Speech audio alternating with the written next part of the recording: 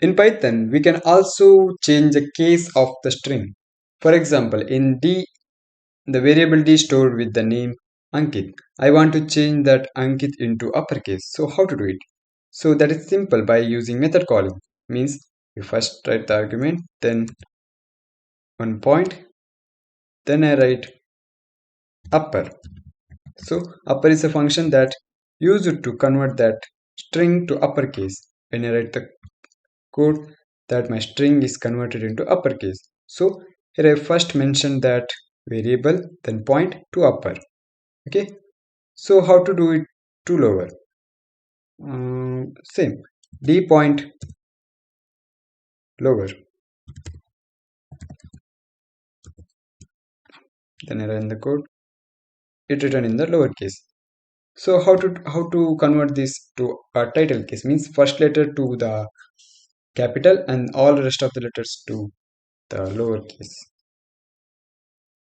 So to do this, D point title. So these are the function. So title, then I enter. So it converted that Ankit into that title case. So just observe when I print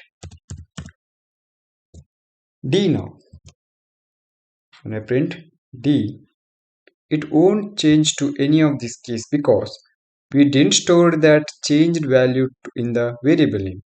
So here's one feature of Python. We can see that it won't store without your instruction. You can change. You can see what's the uppercase in the lowercase or the title case. It won't change. It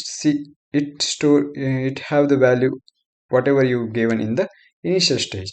So if you want to change this d value, you need to define assignment, assign this or capital letter to the d, then only it will change. Otherwise, it won't change.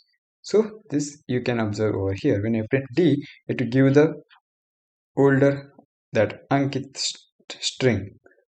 So this is about the type conversion of the letters into uppercase, lowercase or title case.